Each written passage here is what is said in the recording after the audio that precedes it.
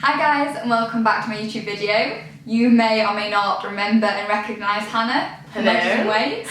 Hannah, you're currently pregnant. Do you want to tell everyone how far along you are? Yes, me and baby bump are 32 weeks now, nearly 32 weeks. So way into our third trimester, not long to go. Exciting. I'm in my second trimester, so 19 and a half weeks pregnant. So we've just gone and filmed a workout on Hannah's channel. So after you've watched this video, head over if you want some ideas on how to adapt your workout. And on this one, we're going to film a nutrition, fitness and other Q&A. We basically asked on Instagram, Facebook and Twitter for questions, and we're going to alternate. I'm going to lead on the nutrition questions because I'm a dietitian.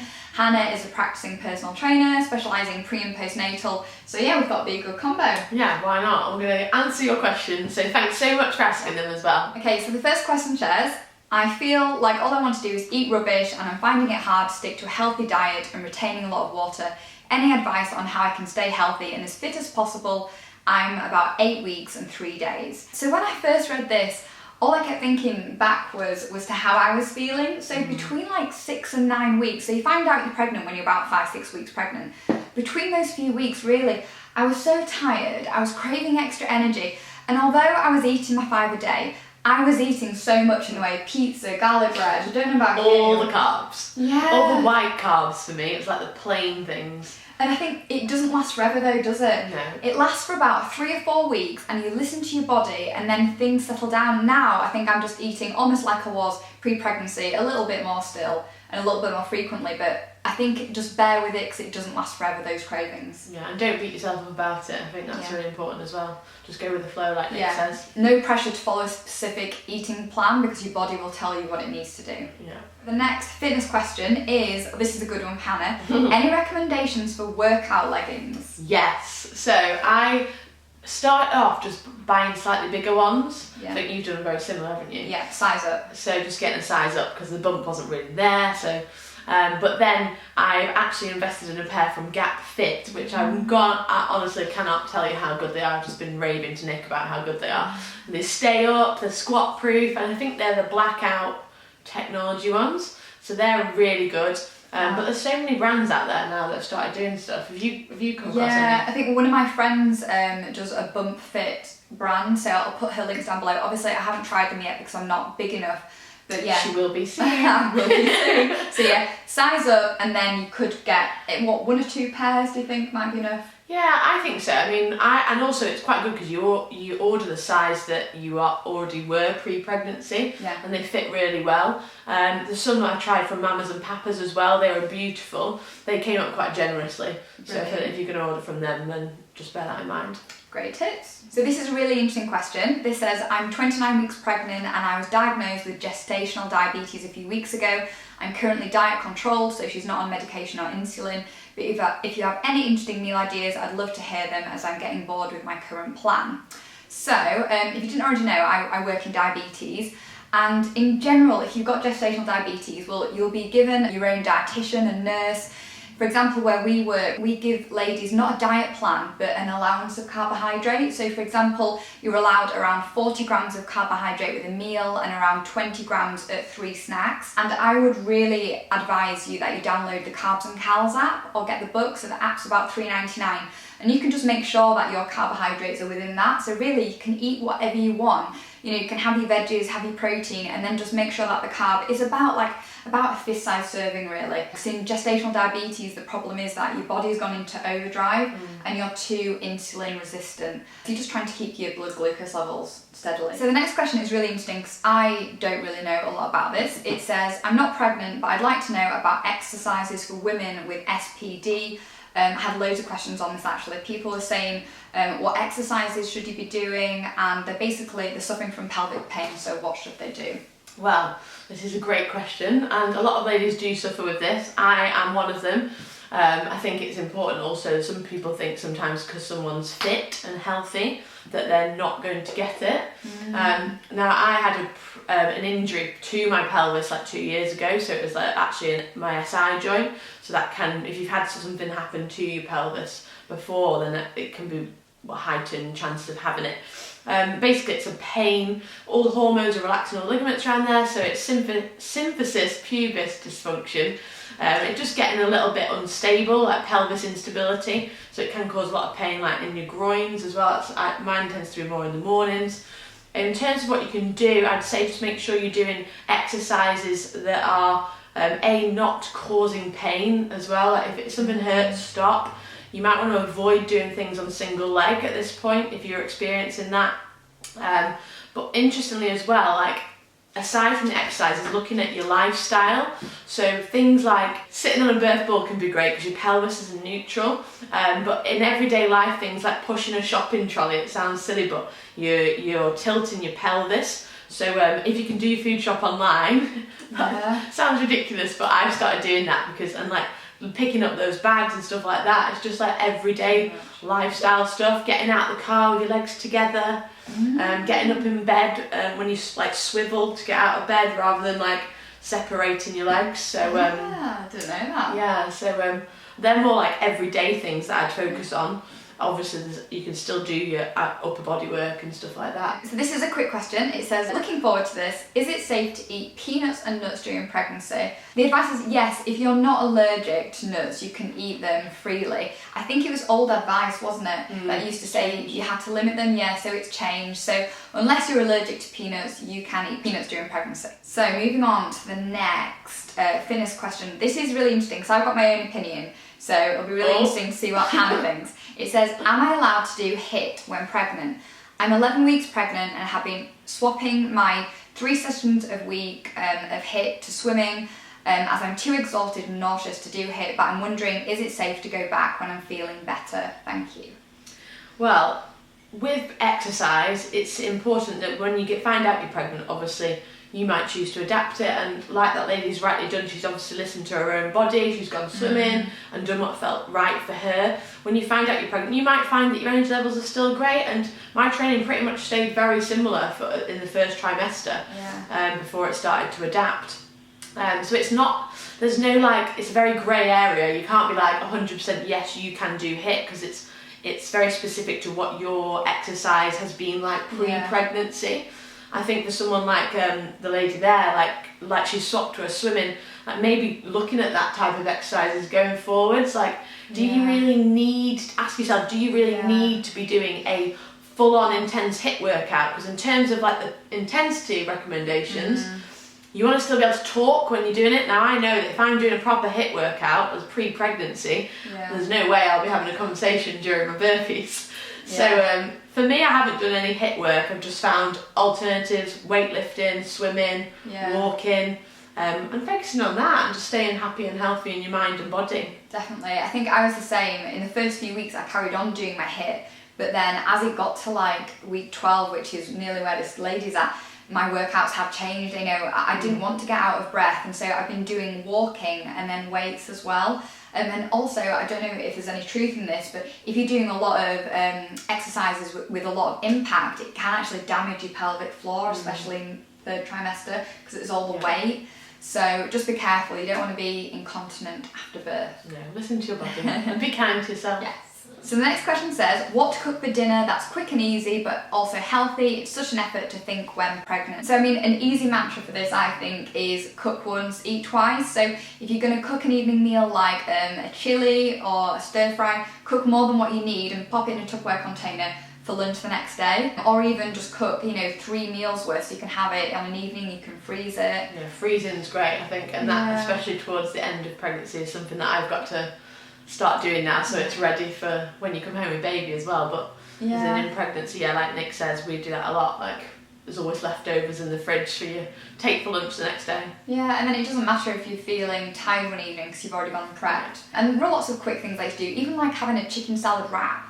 You don't have to have something hot and proper. I know in my first trimester, my eating was all over the place, but I didn't really care. One of my favourites actually is just cottage cheese with like crudités. And stuff like that, because it's actually quite filling. You could even have some toasted pita bread or whatever. Sweet potato salad, just, and because it's summer now, quick and healthy. The next question says, can you do spinning in early pregnancy? Another grey one.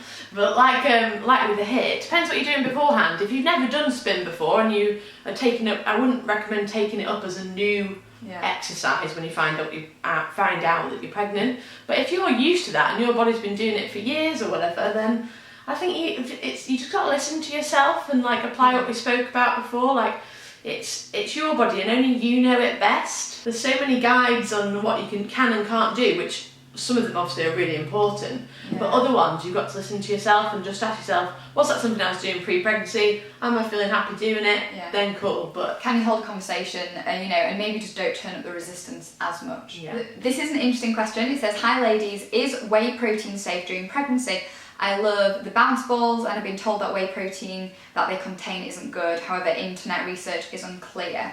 So I mean, protein powder, so this is funny. We were talking earlier about going off things. So both of us went off coffee. I went off like chocolate. I haven't had dark chocolate since I found out I was pregnant, which for me, I am like the dark chocolate queen. And now it's like, if my other half has some like caramel nibbles or whatever, I'm like, oh, I think I'll have one of them. Yes, so it's weird. Chocolate. Like, your taste buds do change. Oh God, I forgot what the question was. Protein powder. Protein powders, always check the label.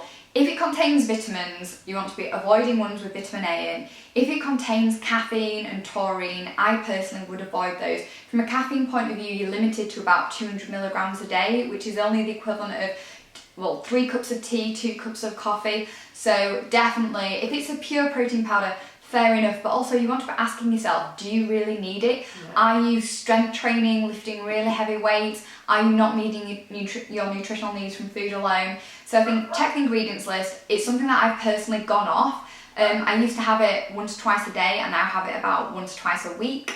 You've got a good one there, haven't you? I didn't go off it actually, and for me it's when I do train in the morning, it's a really quick thing to have. So I will have it like blended with a frozen banana and some almond milk or whatever. But I've been having the pea protein one, which I've used for years before actually, in roasted cacao, cocoa, whatever it's called, by NutriStrength. So that's the one I've enjoyed using, but like Nick says, obviously follow her guidelines on that. Yes, check the label. This says, when I was pregnant, I was really confused and my gym wasn't much help. I was quite scared during my first, so I just did bits and I went on how I felt. I feel like though I could have done more. I just walked, plodded along near the end. It was the weights that I was the most confused about. Yeah, and I think that luckily for us, times are changing. And so like there was a whole back in the day, but I think people would be like, oh, don't do that type thing. But it's so good to strengthen your body, and like even during pregnancy doing your weights, of course I'm not saying it's time to go and hit any PBs, it's not, but yeah, it's so beneficial. And we've, like Nick said at the start, we filmed a workout with weights actually over on my channel, you can check out at the end. But yeah, and it's a shame really as well, because it doesn't mean you have to put your sports bra away for 9 months type thing. And it's so good for your mind. You can drop your weights as well. So I used to lift like 6 kg, now I've gone down to 3s and I'm still getting out of breath. So yeah, listen to your body. Yeah, and if you are concerned and you want to stay active, get in touch with someone. Like if it's a nutrition question, get in touch with Nick. If you need a training plan, get in touch with me. Like your life doesn't have to stop because you're pregnant. It just adapts. Yes, it just adapts. So there's 2 more nutrition questions and these are both quite similar. The first says, are you missing not drinking? And the second says, I can't stand water, what's the next best thing to drink? So we both agree on the whole, are you not missing drinking? Neither of us were big drinkers pre-pregnancy, but both of us love this Seedlet. Seedlet is a non-alcoholic distilled spirit. So I was a big gin drinker beforehand. Snaps. So I drink this with basically slimline tonic. Oh, I've got Pepsi the Dark here. Yeah, sorry. Slimline tonic and a slice of grapefruit, pink grapefruit. Yeah, and it's so good. Loads of ice. Yeah. And actually, to be fair, I really haven't missed it. Like not drinking.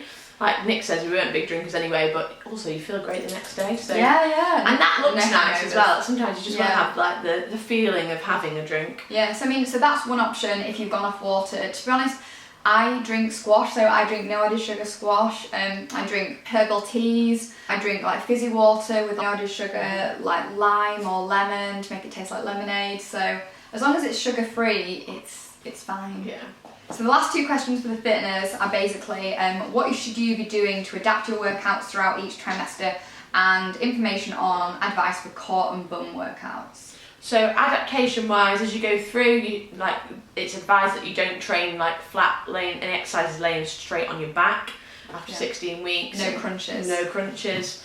But yeah, it's your intensity that may change. You might find you have to be more stabilised. So if you're doing, say, a lateral raise, you might be doing it standing in the first and second. You might take that seated on a bench in the third, just to support you. I think sometimes, obviously, as bumps grow in, your instabilities are happening due to your hormonal changes. So just being supported if you're doing the lunge.